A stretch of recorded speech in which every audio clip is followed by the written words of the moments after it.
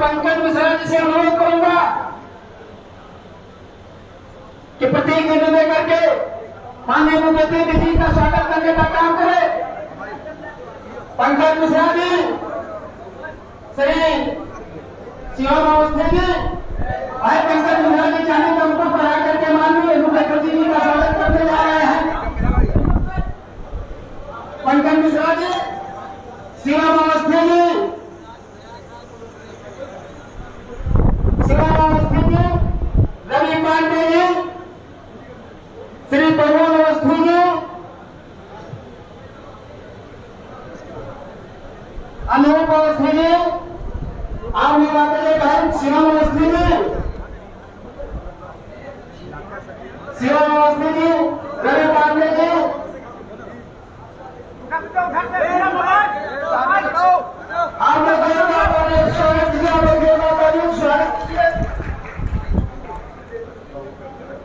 हमारे बीच में प्रेम मोहन बापे जी हैं, आप भी आ जाइए और फरसा रेट करके मुख्यमंत्री जी का स्वागत करेंगे।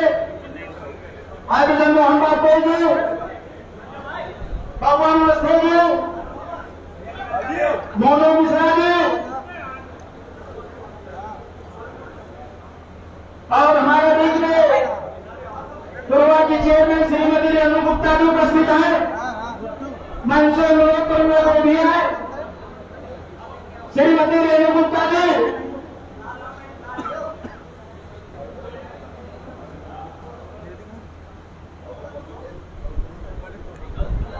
श्रीमती रेणु गुप्ता जी हमारे बीच में बहुत वयोवृद्ध है, जिनकी उम्र करीब 96 साल है और पूर्वा विधानसभा से 2 बार प्रमुख रहे हैं। प्रेम नारायण मिश्रा जी भी उपस्थित हैं। मैं रेणु गुप्ता जी से अनुरोध करूंगा वो उनका भी सम्मान करने का काम करें।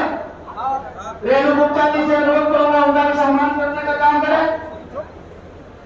और पूर्वा से डॉक्टर शकील जी हैं और वो मुख्य सचिव को तलवार भेंट करने का काम कर रहे हैं। शकील जी, डॉक्टर शकील जी,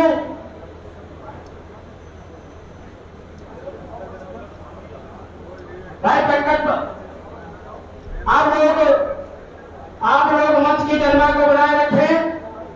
जिनके नाम लिए जा रहे हैं वो लोग प्रतीक जी लेकर करके स्थान को छोड़ने का काम करें। तो ब्रजेश मोहन वाजपेयी जी, पूर्व महामंत्री बार एसोसिएशन उन्नाव, आइए ब्रजेश मोहन वाजपेयी जी इधर आप लोग के दाहिने तरफ खड़े हुए हैं। कृपया आप लोग जो लोग प्रतीक चिन्ह में दे चुके हैं वो कृपया मंच से नीचे उतर जाने का कष्ट करें। मैं आप लोगों से हाथ जोड़ के निवेदन करता हूं। और आप मीडिया के बंधुओं के अलावा यहाँ पे जो भी लोग हैं वो किनारे होने का काम करें। आप लोगों से निवेदन कर रहा हूं। अभी भाव में बोलने दो। मीडिया बंधु को आप लोगों से अनुरोध है कि अभी माननीय मिश्रा जी आप लोगों से बात करेंगे। अभी कार्यक्रम शुरू होने वाला है। अब मैं कार्यक्रम को आगे बढ़ाते हुए और इस मंच की गरिमा को ध्यान में रखते हुए आप लोगों से निवेदन करता हूं कि इस मंच से जो भी लोग हैं वो थोड़ा नीचे उतर जाने का काम करें।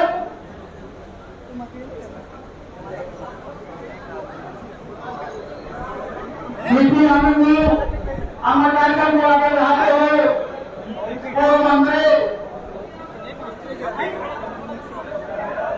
उत्तर प्रदेश सरकार हमारे बड़े भाई जी से अनुरोध करूंगा कि हमने विचार व्यक्त करने का काम करे और हमारे कुछ साथी मोहन एडवोकेट जी माल्यार्पण करने का काम कर रहे हैं। आप लोग जोरदार तालियों से स्वागत कीजिए। ललित कुमार जी हैं जो हाईकोर्ट लखनऊ के उपाध्यक्ष हैं। आप सभी लोग प्रतीक चिन्ह पे करके माननीय मुख्यमंत्री जी का सम्मान करने का काम कर रहे हैं। आप लोग जोरदार तालियों से स्वागत कीजिए।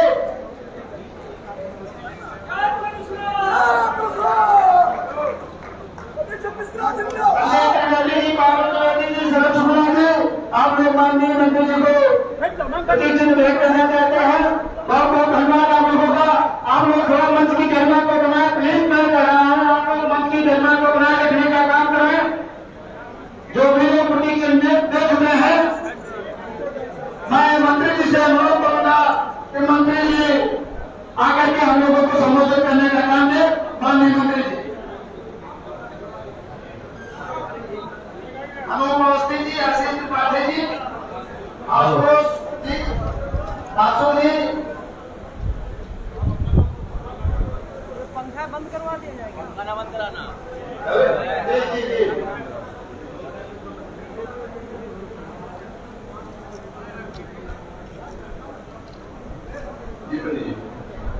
सारे चेहरे जो एक समय में हम सब लोग क्या कहूँ शब्द नहीं मिल रहे, लेकिन सबको प्रणाम करता हूँ। आप सब लोगों के साथ कंधे से कंधा मिला करके आज से 70 साल पहले पंडित लोग खत्म हो गया क्यों भैया शुरू करिए ना, अभी हम शुरू करते हैं। आप लोग संघ बना करके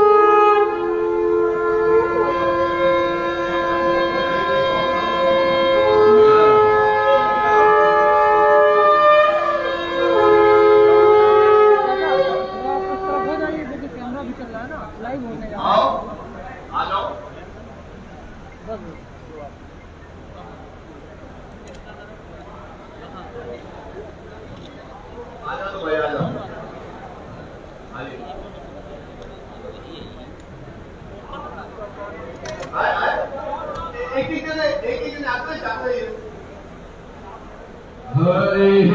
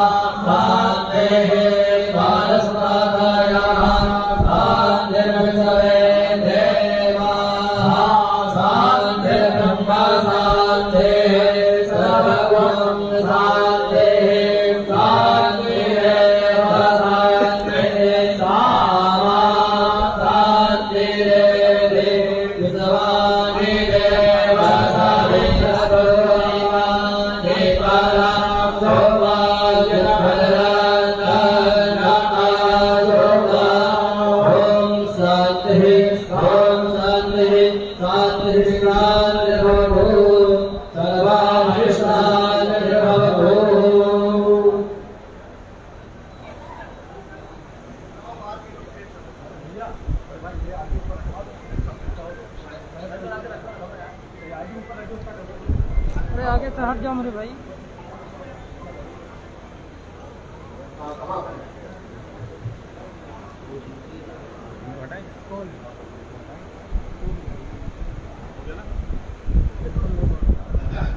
बैठिए।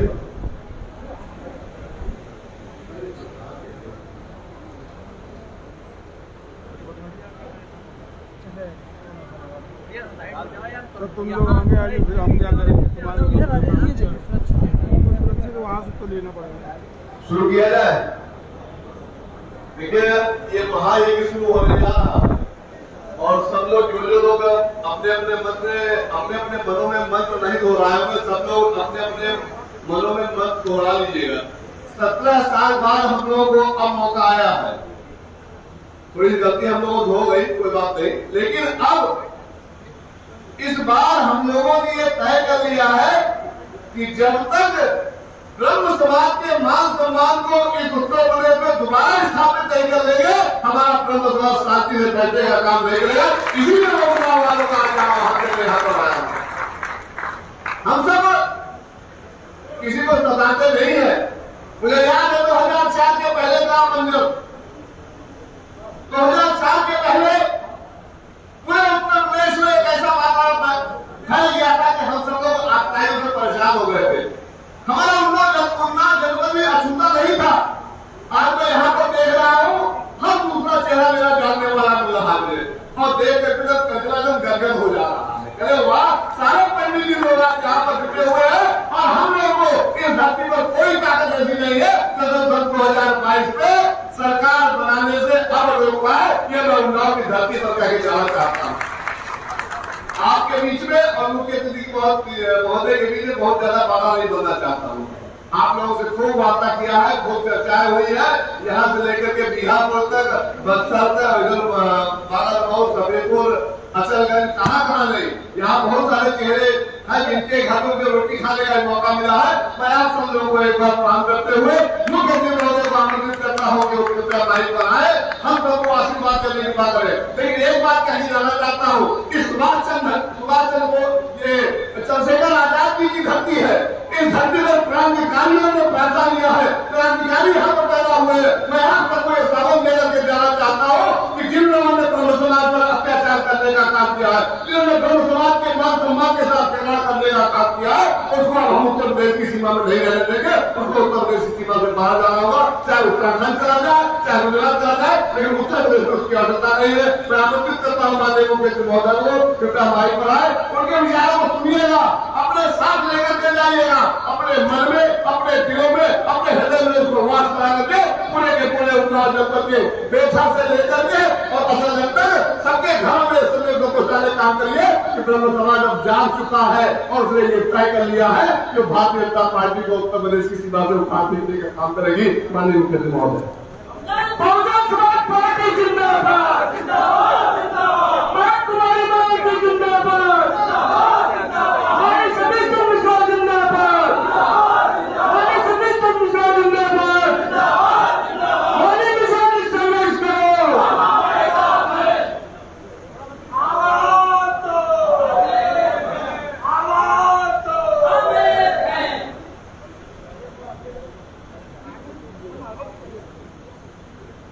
मंच पर उपस्थित बहुजन समाज पार्टी के सभी नेतागण,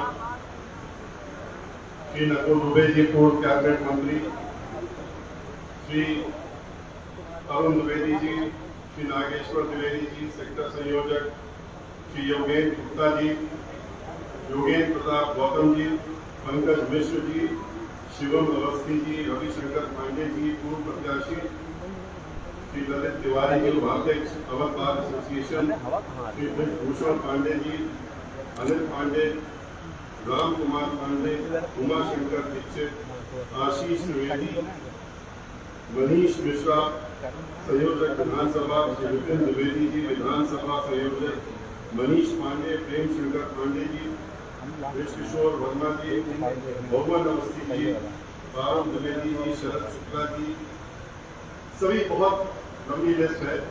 और हमारे उन्नाव बार एसोसिएशन के लिए सभी सम्मानित एडवोकेट विजेंद्र मोहन वाजपेयी जी, पूर्व महामंत्री श्री अनुराग वाजपेयी जी, शिव प्रकाश वाजपेयी एडवोकेट, विजय कुमार तिवारी एडवोकेट, पंडित शैलेश शर्मा, प्रदीप कुमार शुक्ल, सुनील कुमार पांडे जी, ज्ञान शंकर मिश्रा जी, महेंद्र कुमार जी, राकेश सिंह जी, विजय सिंह जी तथा सभी यहाँ पर आए हुए बहुजन समाज पार्टी के समर्थक, शुभचिंतक और हमारे मीडिया के साथी।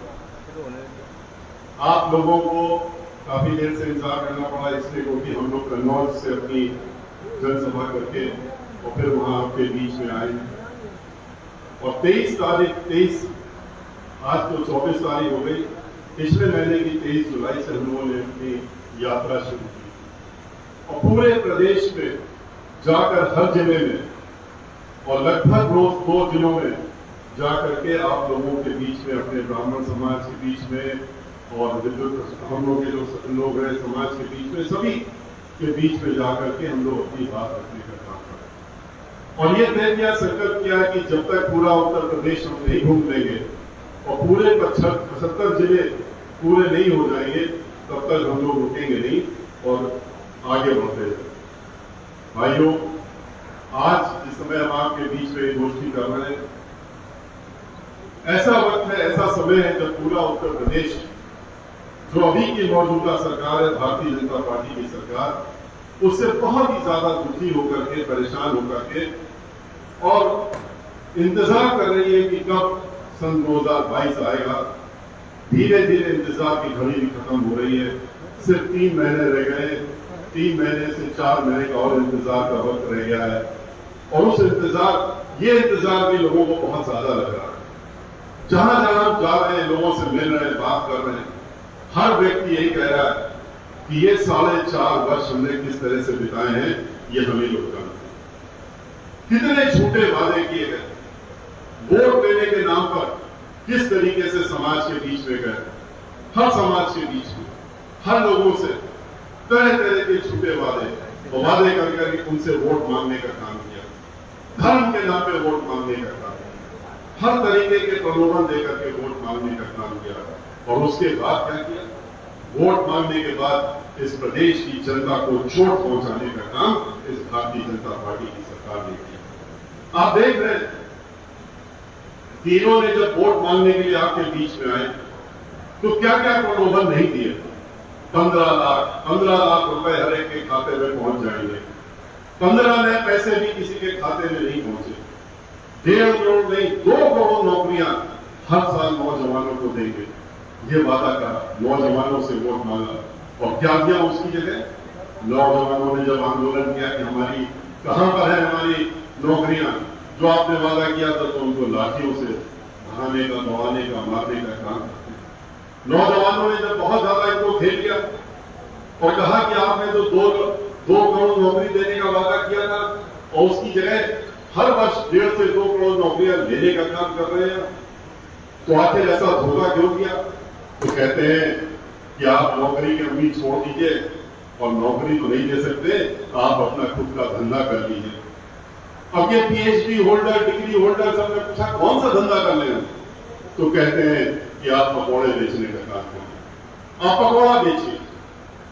पकौड़ा बेचना कोई हम लोग गलत चीज खास तौर से हमारी पार्टी पकौड़ा बेचने वाले, ठेला लगाने वाले, कुंचे वाले, बिचे वाले, हमारी तो पार्टी ही गरीबों के लिए, लेकिन धोखा देने का काम नहीं करती।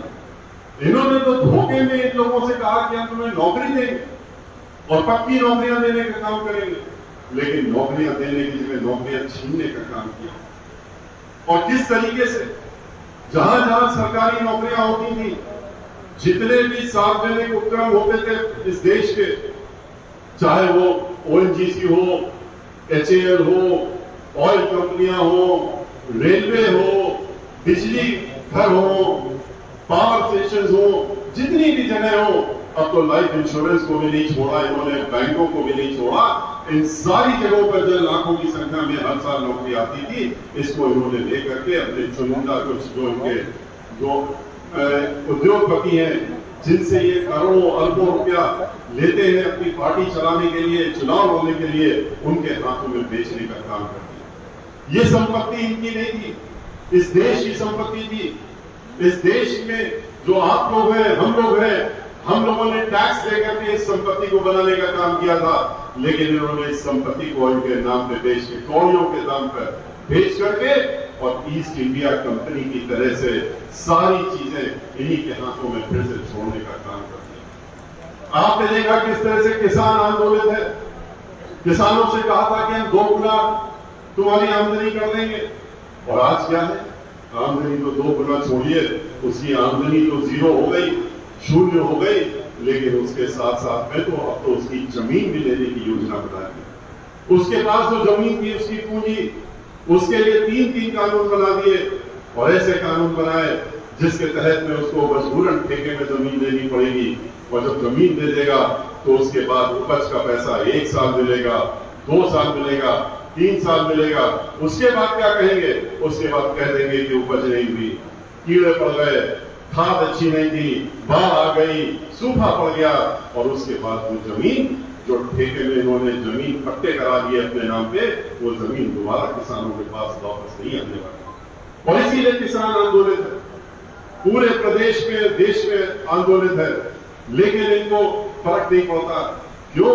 क्योंकि उद्योगपतियों को इन्होंने कह दिया था, आश्वासन दे दिया था कि हम तुम्हें जमीन भी दिलाने का काम करेंगे, क्योंकि उन्होंने कहा पूरा देश को मिल गया, जमीनें नहीं मिली, वो भी चाहिए, तो इन्होंने उनको वादा कर रखा है, इसलिए उससे वापस नहीं हट रहे, पीछे नहीं हट रहे।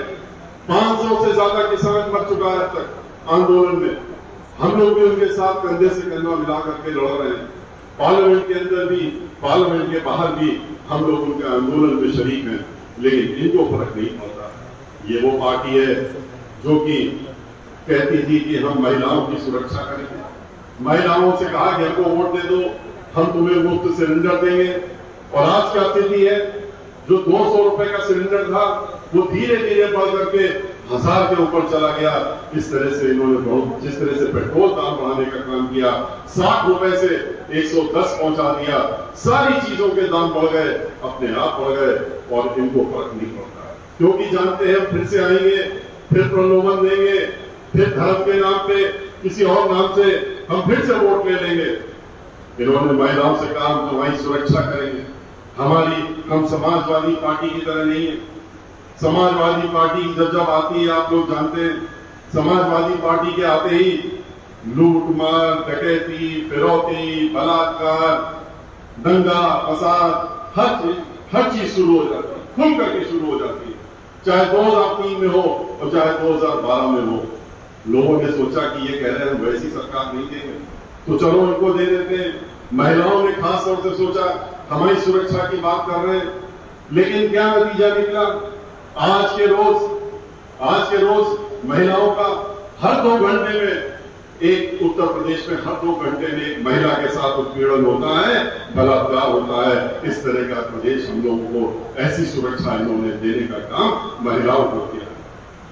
इन्होंने धर्म के नाम पे वोट मांगने का काम किया। फिर से मांगेंगे आपसे कि हम तो धर्माधिकारी हैं, हम ही तो धर्म के ठेकेदार हैं, हम ही तो धर्म को चलाने का काम करते हैं, इसलिए हमको तुम वोट दे दो। राम के नाम पे वोट मांगते हैं, इसीलिए हम अयोध्या गए थे।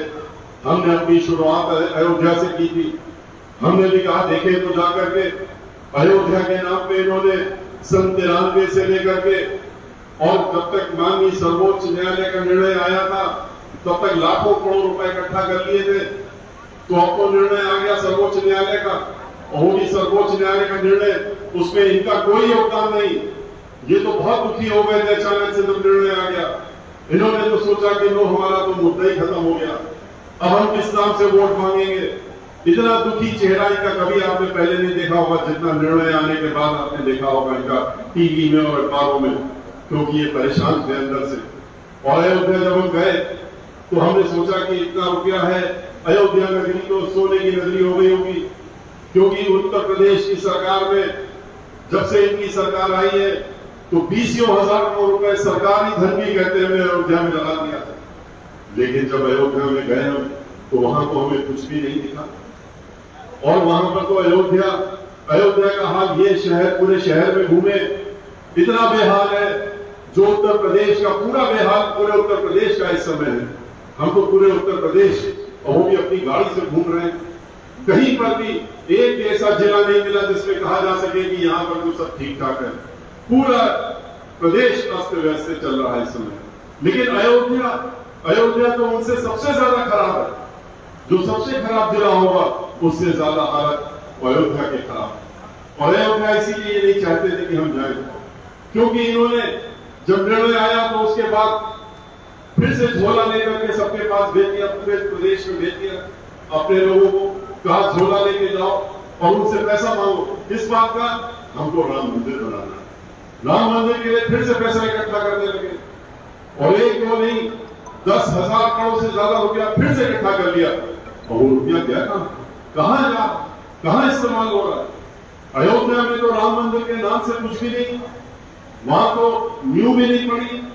भूमि पूजन 1 साल पहले जरूर किया था इन्होंने, और भूमि पूजन के नाम करके बाद में देखिए भूमि पूजन नहीं किया था, वो तो खाली दिखावा था, छलावा था, लोगों को धोखा देने के लिए कि हम तो अयोध्या नगरी में मंदिर की नींव डाल रहे हैं, अब तो हम मंदिर बना देंगे साल भर में, अगले साल जब आप लोग आएंगे तो मंदिर मिलेगा।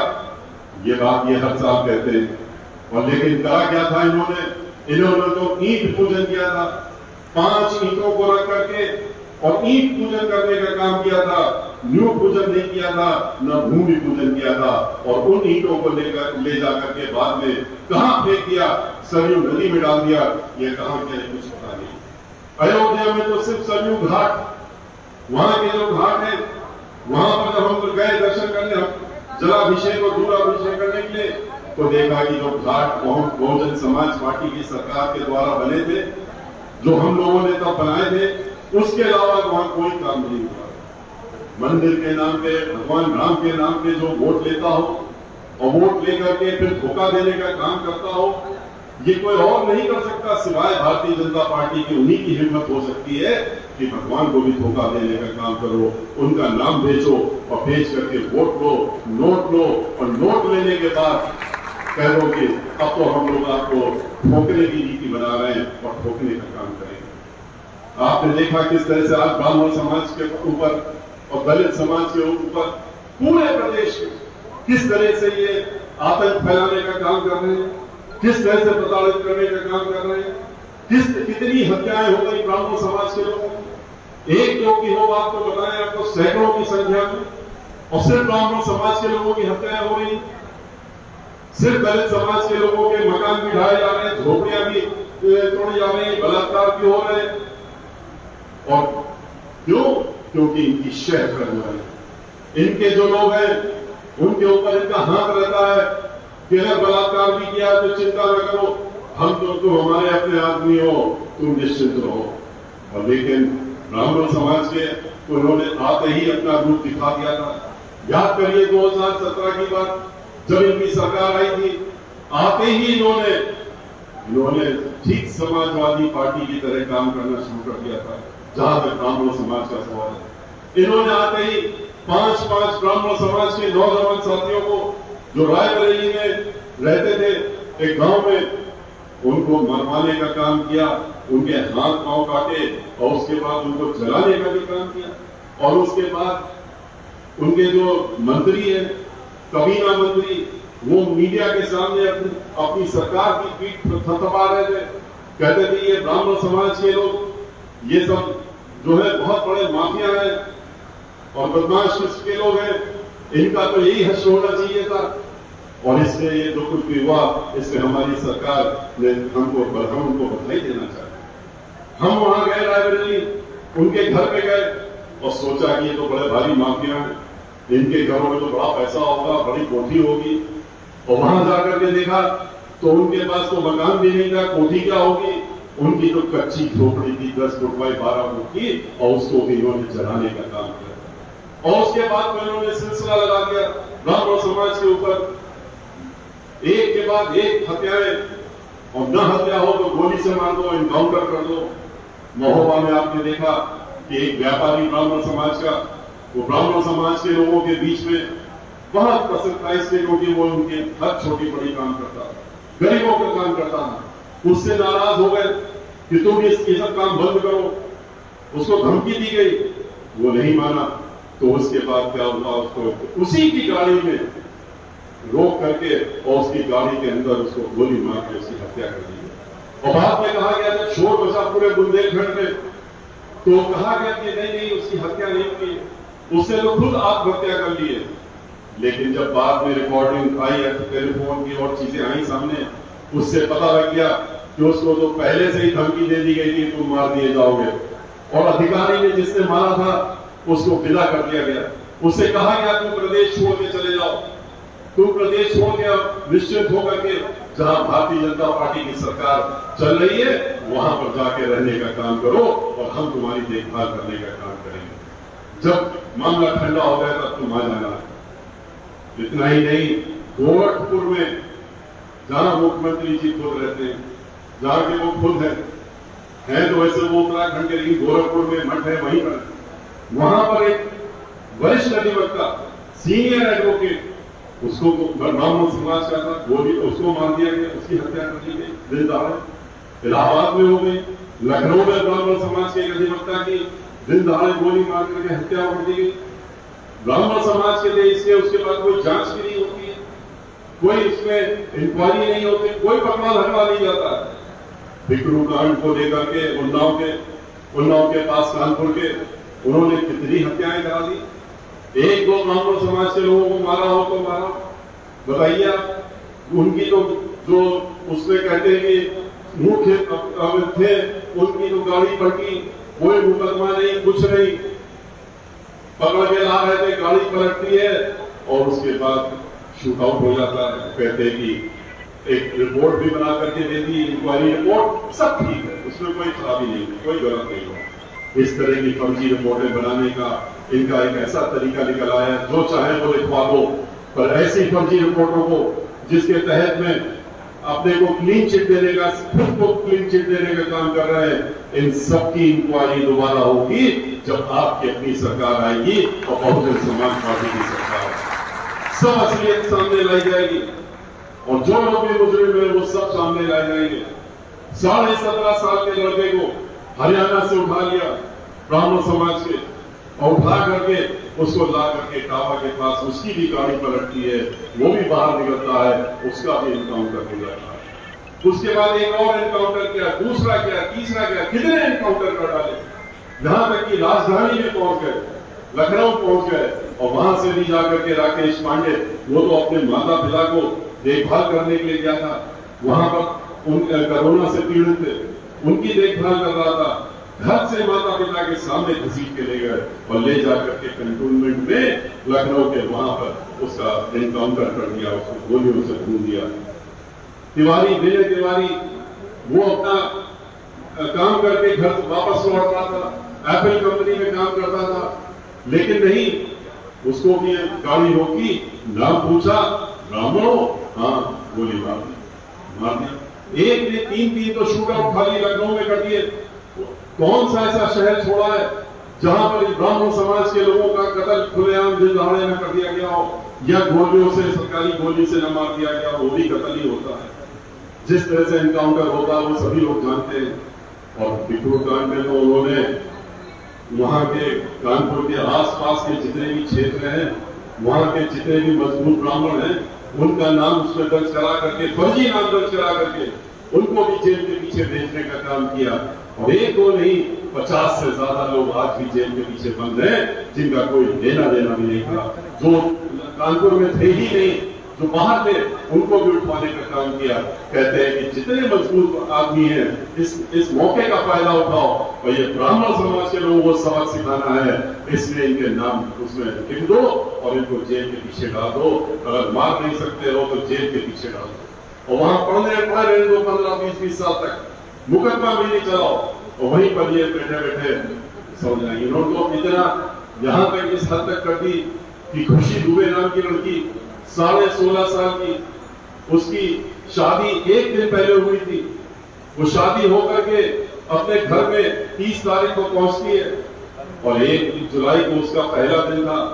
2 जुलाई 1920 को ये किस्सा हो जाता है, उसको भी उठा ले जाते हैं और उसको ले जाकर के पहले अज्ञात स्थान पे रखते हैं और फिर ले जाकर के जेल में बंद कर देते हैं। और उसके बाद जब ये पता लगा कि नाबालिग है तो उसको बाराबंकी में ले जाकर के वहां रिमांड होम है, उसमें 2 कमरे, उसमें 47 लड़कियां पहले से थी, उसको भी ले जाके उसमें बंद करने का काम किया। फिर ये हुआ कि इसकी बेल नहीं होनी चाहिए। जब लगा इनको इसकी तो बेल हो ही जाएगी क्योंकि नाबालिग है, इसके हाथ में तो मेहंदी के अलावा कोई अस्त्र शस्त्र थे नहीं, तो कैसे इसको जेल में रखा जाएगा। तो उसके लिए पूरी तैयारी की, क्योंकि लखनऊ से आदेश था, निर्देश था, कुछ भी करना पड़े लेकिन इसको छूटना नहीं चाहिए। और इसीलिए खुशी दुबे अंदर रहे तो इसलिए एक फर्जी सर्टिफिकेट बनवाई गई। वहां की अधीक्षिका जो थी उससे एक फर्जी सर्टिफिकेट लिखवाई और उसमें वो लिखती है कि ये 16.5 साल की लड़की कहती है, इसने अपनी अनसहेली जो वहां पर लड़कियां रहती है उनसे कहा है, उन लोगों ने हमको बताया है कि कहती है कि अगर हमारी बेल हो जाएगी तो बेल होने के बाद हम बाहर कर निकलेंगे तो हम इस प्रदेश की एक बहुत बड़ी प्रोग्राम अपराधी बन जाएंगे, हम किसी को नहीं छोड़ेंगे। और इसलिए इसकी बेल नहीं होनी चाहिए और इसी कारण से उसकी बेल खारिज करा दी गई। घर में जो काम करती थी महिला, 2 महिलाओं को, खुशी दुबे के पति को गोलियों से छलनी कर दिया, उन महिलाओं के पतियों को छलनी कर दिया। उसके बाद उनको भी जेल में उठा करके ले गए और उनको महिलाओं को तो नहीं गए जो काम करती थी, उसके साथ साथ में उसकी 3 साल का लड़का और 6 साल की बच्ची, उसको भी जेल में ले गए और कहा कि इसको इस तरह से योजना बनाओ कि ये बच्चे इतने साल जेल में रहे अपनी अम्मा के साथ में, जिससे कि वहीं पर ये बड़े हो जाएं और इनको 15 से 20 साल निकलने न देना, ये वहीं पर वयस्क हो जाएं। इस तरह की सोच की भारतीय जनता पार्टी की अभी की सरकार की। वोट को आपसे मांग लिया इन्होंने धर्म के नाम पे और सुरक्षा के नाम पे, और ये सुरक्षा देने का काम किया इन्होंने। आप लोगों ने भी देखा कि दलित समाज के साथ किस तरह से किया इन्होंने, कैसे कैसे किस्से आपके सामने आए। और सबसे दर्दनाक किस्सा तो जिस तरीके से हम लोगों की बेटी दलित समाज की, और वो जो है हाथरस में उसके साथ बलात्कार होता है, बलात्कार होने के बाद में वो मर जाती है। जब उस मर जाती है तो उसके बाद उसका शरीर भी उनके घर वालों को नहीं दिया जाता है। वो मांगते रहे, चिल्लाते रहे कि हमको अंतिम दर्शन तो कराने दो, हमको अपने अपनी बेटी का अंतिम संस्कार कर लेने दो। तो सबको बंद कर दिया उठा करके सीटे के पीछे। मुखिया लखनऊ से बैठ करके उन्होंने आदेश दिया जिला मजिस्ट्रेट को कि देखते रहना, हम देख रहे हैं, किसी भी हालत में इसका शरीर इनके घर वालों को नहीं मिलना चाहिए, क्योंकि जो लोग उसमें अपराधी थे फिर उनको बचाना था, वो चाहते थे उनको बचाना था। वहां पर इतनी पुलिस फोर्स लगा दी, इतनी बटालियन लगा दी, मीडिया के लोग जो पूरे देश के पहुंच गए थे वहां, उनको भी उठा करके 2 किलोमीटर तक दौड़ा के डंडों से उन्होंने उठाने का काम किया। बिलकती रही वहां, चिल्लाती रही कि कुछ न करने दो अंतिम संस्कार, दिखा दो, चेहरा दिखा दो, न शरीर दिखाओ, चेहरा दिखा दो। लेकिन नहीं, उसको ले जा करके रात के 2:30 बजे किस तरीके से वहां मिट्टी का तेल डाल करके और पेट्रोल डाल करके जलवाने का काम किया पुलिस वालों के माध्यम से। ये सब ने देखा, प्रदेश वालों ने भी देखा, देश ने भी देखा, और इससे हम लोग हर जगह शर्मसार हुए। हम लोग तो पूरे विश्व में शर्मसार हुए, क्योंकि तो ये मंजर सबने देखा और दिखाने का काम किया कि ऐसा एक प्रदेश है उत्तर प्रदेश, जो उत्तर प्रदेश है वहां पर इस तरह से लोगों के साथ में व्यवहार होता है। ये वही लोग हैं जो सुरक्षा के नाम पे वोट मांग रहे थे। आप याद करिए, ठीक उसी प्रकार से जिस तरह से समाजवादी पार्टी में महिलाएं असुरक्षित थी, लोग असुरक्षित थे, जिस तरह से ब्राह्मण समाज अपमानित हो रहा था, जिस तरह से ब्राह्मण समाज की हत्याएं हो रही थी, और दलित समाज के को अपमानित और हत्याएं हो रही थी, ठीक उसी प्रकार से भारतीय जनता पार्टी कर रही है। आपको याद होगा कन्नौज का नीरज मिश्रा का तो सभी को मालूम है कि नौजवान वो ब्राह्मण समाज का लड़का था, बहुत ही मजबूत किस्म का लड़का था। उसने कुछ विरोध करने का काम कर दिया था खड़े होकर के, और उसके बाद इतना नाराज हो गए कि नाराज होकर के कहा कि इसका कटा हुआ सर हम लखनऊ में देखना चाहेंगे। ये मैगजीन में और अखबारों में सब फोटो भी छपी थी, किस तरह से उसका कटा हुआ धड़ फिर वहां पर रहा और सर चला गया। उसकी मां बिलखती रही, उसने शरीर देखा तो वो उसकी भी जान चली गई। ये वो लोग हैं जिन्होंने समाजवादी पार्टी की सरकार में जब 2012 से आई थी तो उसमें भी ब्राह्मण समाज के लिए तो खुले अपने उन्होंने अखबारों में छपा, किस तरह से अपनी मीटिंग में ही कह दिया था कि ब्राह्मण समाज को जो है उसका किसी तरह से काम नहीं होना चाहिए, उसको अपमानित करने के अलावा उसका कोई काम नहीं होना चाहिए। और जब इसका विरोध राजा राम पांडे जी ने किया, जो उनके मंत्री थे और उनके पार्टी जब बनी थी, संस्थापक रहे थे, तो उनके ऊपर इतना नाराज हो गए, इतना गुस्सा हो गए कि उनको इतना बेइज्जत किया कि उनका मंत्रिमंडल भी छीना, उनका घर भी छीना और सबके सामने बेइज्जत करके अपने घर से निकाला। वो इतना लज्जित हुए कि वो घर जाते जाते उनका दिल का दौरा पड़ा और उनकी मृत्यु हो गई। उनको इतनी परेशानी, इतनी गिलानी हुई, लेकिन उनको कोई फर्क नहीं पड़ता। इसीलिए हम कहते हैं कि समाजवादी पार्टी और भारतीय जनता पार्टी ये एक ही सिक्के के दो पहलू हैं। और इनकी जो सरकार 2003 में समाजवादी पार्टी की भारतीय जनता पार्टी ने ही बनवाई थी, जो आप सभी लोगों को याद है, किस तरह से बहुजन समाज पार्टी की जो एमएलए थे उनको भारतीय जनता पार्टी के अध्यक्ष ने उस समय विलय कराया था और इनके साथ में मिला करके सरकार बनाने का काम कराया था और इनको समर्थन दे दिया था और कांग्रेस पार्टी ने भी समर्थन दिया था और तब इनकी सरकार बनी थी। और जो उन्होंने उसके बाद हुआ था वो सबने देखा, चाहे वो दंगे हो, फसाद हो। बहन मायावती जी की सरकार में ये सब क्यों नहीं होता? क्योंकि बहन मायावती जी कानून द्वारा कानून का राज चलाती है। उनके यहाँ उनके खुद के मेंबर ऑफ पार्लियामेंट वहां ये नहीं देखती कि कौन मेरा है, कौन तुम्हारा है, कौन हमारी पार्टी का है या कौन उस दूसरी पार्टी का है। मेंबर ऑफ पार्लियामेंट बीएसपी का था, 15 दिन की पुरानी सरकार थी और उसने अपने हाथ में कानून लेने का काम किया था। 2007 में बहन मायावती जी ने अपने घर में बुला करके वहीं से हथकड़ी लगवा के जेल में भिजवाने का काम किया था और सबने देखा था। बहन मायावती जी की जब सरकार चल रही थी तो जो महिलाएं हैं वो कितना अपने को सुरक्षित महसूस करती थी। वो घर के अगर रात में 12 बजे या 2 बजे भी कहीं अचानक जाने की जरूरत पड़ जाए किसी खास वजह से, वो बाहर निकलने में हिचकती नहीं थी। क्यों? क्योंकि वो जानती थी कोई उनकी तरफ बुरी नजर उठा करके देखने की हिम्मत भी नहीं कर सकता। इसलिए क्योंकि उत्तर प्रदेश की मुखिया बहन मायावती जी हैं। इस बात का उनको मालूम था कि इससे हम लीडर हैं। लेकिन आज ब्राह्मण समाज को सोचने पर मजबूर होना पड़ेगा। आपको सोचना पड़ेगा कि 2007 में जब बहन मायावती जी की सरकार थी तब ब्राह्मण समाज कहां पर था और 2002 में ब्राह्मण समाज कहां था।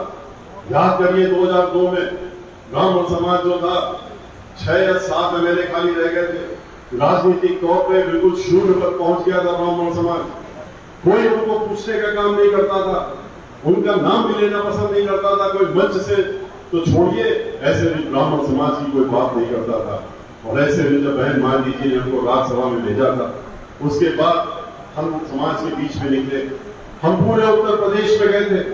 जैसे इस समय हम ब्राह्मण समाज से वार्ता कर रहे हैं और समाज से भी कर रहे हैं, उस समय ब्राह्मण समाज के बीच में गए थे और हर जिले में गए थे और हर जिले में जाकर के हमने कुछ बातें ब्राह्मण समाज के लोगों से की। हमने कहा था कि आप लोग हमारे पास आए, आपने कहा कि हम लोग तो शून्य होकर जा रहे हैं और कुछ सोचना चाहिए, आप कुछ सोचिए। तो हमने उनसे कहा, क्या कहा? हमने उनसे 2-3 बातें मुख्य रूप से जो कही थी उनमें से थी। और पहली बात क्या थी? हमने कहा था आप लोग पहले तो सोचिए कि इस स्थिति के लिए दोषी कौन है? दोषी तो हम लोग खुद हैं, ब्राह्मण समाज है, क्योंकि वो एकजुट होता नहीं है, एक साथ नहीं रहता है, इकट्ठा नहीं हो पाता है, एक दूसरे की टांग खींचने में लगे रहते हैं। अपने अगर एक पर चढ़ रहा है तो उसको कैसे नीचे उतारा जाए, दूसरा चढ़ रहा है तो उसको कैसे नीचे उतारा जाए, हम क्यों नहीं चढ़ रहे हैं, हमारा काम क्यों नहीं हो रहा है, इसी पे लगे रहते हैं। वो समाज के बारे में नहीं सोचते। और इसलिए आपके साथ क्या हो रहा है, हमने ये भी कहा था कि आप लोग आपस में बटे हुए हैं, जब तक इकट्ठा नहीं होंगे, एकजुट नहीं होंगे, आपकी शक्ति बटी रहेगी। आप आपस का बंटवारा छोड़िए, इकट्ठा होइए, अपने बीच की ऊंच नीच खत्म करिए। हम 20 विश्वा हैं, 16 विश्वा हैं, 12 विश्वा हैं, कानपुर ब्राह्मण है, सनातन है, सरजू पारी है, ये सब छोड़िए और छोड़ करके अपने आप को जब ब्राह्मण के नाम से जानना शुरू करेंगे तब आप 16% हो जाएंगे। उत्तर प्रदेश में 16% है ब्राह्मण समाज के लोग और 16% माने होता है 25 करोड़ में 3 करोड़ के ऊपर है आप लोग। और 3 करोड़ एक बहुत बड़ी शक्ति होती है। 3 करोड़ अगर इकट्ठा हो जाए तो क्या नहीं कर सकते। लेकिन ये भी हमने साहब ने कहा था कि आप इकट्ठा तो हो रहे हैं, इकट्ठा हो भी गए, लेकिन इस बात का भी ध्यान रखिए कि आप लोग 16% भी अगर इकट्ठा हो जाएंगे, सब एक साथ हो जाएंगे, तब भी ये गलत फहमी नहीं रहनी चाहिए कि अब तो हम उत्तर प्रदेश की हर सीट को जीत लेंगे। सीट जीतने के लिए 16% नहीं चाहिए होता, सीट जीतने के लिए 30% के ऊपर चाहिए वोट। और 30% तो तभी होगा जबकि आप भाईचारा बनाएंगे। और किसके साथ में भाईचारा बनाएंगे, सबसे पहले हमने कहा था कि आप 23% दलित समाज के जो हमारे भाई बहन हैं उनके साथ में आप भाईचारा बनाइए, जिनके साथ में पहले से ही अल्पसंख्यक समाज के लोग और बैकवर्ड समाज के लोग पहले से ही जुड़े हुए हैं। जैसे ही आप उनके साथ भाईचारा बनाएंगे तो 23 और 16 मिलकर के तो आप दोनों ही इतने भारी पड़ जाएंगे कि उत्तर प्रदेश की हर सीट को जीतने की ताकत रखने लगे। ब्राह्मण समाज इकट्ठा हुआ, एकजुट हुआ, एक साथ हुआ। याद करिए 9 जून 2005 को जब लखनऊ के डॉक्टर भीमराव अम्बेडकर मैदान में पूरे उत्तर प्रदेश घूमने के बाद में हमने एक बड़ा कार्यक्रम किया था। उसमें 5 लाख से ज्यादा ब्राह्मण समाज के लोग आए थे। 11,000 से ज्यादा लोगों ने शंखनाद करके बहन मायावती जी उस दिन मुख्य अतिथि थी, उनका स्वागत किया। और स्वागत करने के बाद हमने जब बहन मायावती जी को गणेश जी की प्रतिमा ब्राह्मण समाज की तरफ से भेंट की थी तो वो माइक पर लेकर के गई थी और उन्होंने कहा था, हाथी नहीं गणेश है, ब्रह्मा विष्णु गणेश है। और उसके बाद अपनी बात शुरू की थी। और ब्राह्मण समाज की इतनी बड़ी संख्या में वहां पर 48 डिग्री टेम्परेचर में आते हुए देख करके, उनकी तैयारी को देख करके उन्होंने अपना पार्टी का नारा बदल दिया था। जो पहले नारा चला रहा था, जिसकी जितनी संख्या वाली उतनी उसकी हिस्सेदारी, उस दिन बहन मायावती जी ने नया नारा दिया और कहा कि अब हमारी पार्टी का नारा होगा, जिसकी जितनी तैयारी उतनी उसकी हिस्सेदारी। और तैयारी के हिसाब से उन्होंने फिर ब्राह्मण समाज को बढ़ चढ़ करके चुनाव के मैदान में उतारने का काम किया। जहां 40 सीटों पर लड़े थे, उन्होंने 85 सीटों पर ब्राह्मण समाज के लोगों को उतारने का काम किया। जहां 3 जीते थे वहां 45 लोग ब्राह्मण समाज के जीत करके और विधानसभा में पहुंचे थे। उसी में श्री नंबर डुबे जी। और इतना ही नहीं, ब्राह्मण समाज ने भी अपना योगदान बराबरी से करने का काम किया था। उन्होंने हमारा यह अनुरोध भाईचारे वाला उसको जमीन में भी लागू करने का काम किया था। जितनी सुरक्षित सीटें थी उसमें ब्राह्मण समाज के लोगों ने बढ़ चढ़ करके अपनी पूरी ताकत लगा करके धन तन मन धन से उन सीटों पे जो समाज के लोग थे, दलित समाज के लोगों को जिताने का काम किया। और उसी का नतीजा था कि पिछले चुनाव में 16 सीटें जीते थे, लेकिन जब 2007 का गिनती खुली तो उस समय 62 सीटों पे जीतने का काम हुआ था। और ये 2 लोग ही मिलकर के आधे से ज्यादा हम लोग आगे बढ़ रहे थे। लेकिन बहन मायावती जी ने ये सब देखने के बाद जब सरकार बनी वो बहुमत की तो वो पीछे नहीं हटी। वो जो कहती है करके दिखाती है। अगर उस दिन उन्होंने मंच से कहा था कि हम आपका मान सम्मान लौटाने का काम करेंगे, हम आपका स्वाभिमान वापस कराने का काम करेंगे, तो जब सरकार बनी तो उन्होंने जब सर्व समाज को देने का काम किया, वो जो सर्वजन हिताय सर्वजन सुखाय की नीति के तहत सबको अपना अपना स्थान दिया, उचित स्थान दिया, और ब्राह्मण समाज को छोड़ा नहीं। ब्राह्मण समाज को भी उन्होंने सबसे आगे बढ़ करके दोनों हाथ खोल करके देने का काम किया। यहां तक कि जितना हमने भी नहीं सोचा था उससे ज्यादा बढ़ करके देने का काम किया। उन्होंने 1-2 नहीं 15 कैबिनेट मंत्रालय ब्राह्मण समाज के लोगों को देने का काम किया। मजबूत किस्म के जो मंत्रालय थे वो देने का काम किया। 35 से ज्यादा ब्राह्मण समाज के लोगों को उन्होंने कैबिनेट मंत्री का और दर्जा दे करके चेयरमैन और वाइस चेयरमैन बनाने का काम किया। 1 दर्जन से ज्यादा लोगों को एमएलसी बनाने का काम किया। विधान परिषद का अध्यक्ष भी ब्राह्मण समाज का बनाया। आधा दर्जन लोकसभा में एमपी ब्राह्मण समाज के भेजे। राज्यसभा में उन्होंने हमको 17 वर्ष से अपनी पार्टी का नेता बना रखा है, तो उन्होंने लोकसभा में भी उस समय उप नेता ब्राह्मण समाज का बनाया। और आज तो उन्होंने वहां पर रितेश पांडे जो ब्राह्मण समाज से हैं, उनको उन्होंने वहां लोकसभा में भी अपनी पार्टी का नेता बना के रखा हुआ। उत्तर प्रदेश का महाधिवक्ता, अतिरिक्त महाधिवक्ता, वकीलों में लगभग 5000 सरकारी वकील उन्होंने बनाने का ब्राह्मण समाज के लोगों को काम किया, जो कि उच्च न्यायालय से लेके और सिविल कोर्ट तक बनाने का काम किया। और उनका 10 गुना मेहनताना भी बढ़ा करके सम्मानजनक मेहनताना पहुंचाने का काम किया। चीफ सेक्रेटरी ब्राह्मण समाज, एडिशनल चीफ सेक्रेटरी ब्राह्मण समाज, एडिशनल कैबिनेट सेक्रेटरी ब्राह्मण समाज, डीजीपी ब्राह्मण समाज, लॉ सेक्रेटरी ब्राह्मण समाज, उन्होंने जितने भी बड़े बड़े जहां जहां मुख्य पद थे वहां ब्राह्मण समाज को उन्होंने बैठाने का काम किया।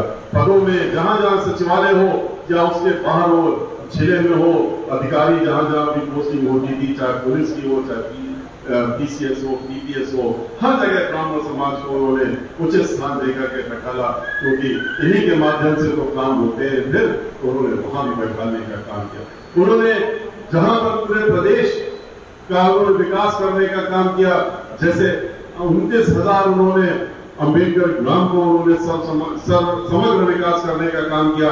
28,000 से ज्यादा उन्होंने प्राइमरी स्कूल बनाने का काम किया। 23 नए जिले बनाने का काम किया। जब एक जिला बनता है तो उसमें सारे कार्य करने पड़ते हैं। 23 नए जिले बनाने का काम किया। उन्होंने कई मेडिकल कॉलेज बनाने का काम किया। 7 अंतरराष्ट्रीय यूनिवर्सिटी जहां बनाने का काम किया, उसमें से एक ऐसी यूनिवर्सिटी बनाई जो कि विश्व में अपने आप में अकेली यूनिवर्सिटी है, वो लखनऊ में है। डॉक्टर शकुंतला मिश्रा के नाम से वो विकलांगों के लिए यूनिवर्सिटी बनाई, जहां पूरे देश और विदेश के भी विकलांगजन आते हैं और उनको उच्च शिक्षा मिलने का काम होता है। वो बहन मायावती जी ने देने का काम किया। 5000 प्राइमरी स्कूल बनाए, 5000 जूनियर हाई स्कूल बनाने का काम किया। उन्होंने विकास की पूरी हर तरफ छड़ी लगा दी। उन्होंने एक तरफ से एक तरफा से एक तरफ से दूसरी तरफ विकास बनाने का काम किया। बिजली की व्यवस्था जो थी इतनी जर्जर थी उत्तर प्रदेश की, 6000 मेगावाट वाली बिजली का उत्पादन होता था, उसको बढ़ा करके उन्होंने 13,500 मेगावाट बनाने का काम किया, जिससे कि लोगों को बिजली मिल सके। किसानों के लिए उन्होंने जो उनका गन्ने का पैसा नहीं मिल रहा था, उनको कई वर्षों से नहीं मिला था, आते ही उन्होंने 3 महीने के अंदर वो पूरा पैसा दिलाने का काम किया। एक नया पैसा उनको उनका दाम भी बढ़ाने का काम किया। बहन मायावती जी ने एक तरफ जहां पूरा विकास करने का काम किया, जहां आस्था के स्थान है ब्राह्मण समाज के, उनको भी नहीं छोड़ा। उन्होंने वृंदावन में समग्र विकास करा। वहां पर पूरे वृंदावन में सीवर लाइन नहीं थी, सीवर लाइन बिछवाने का काम किया।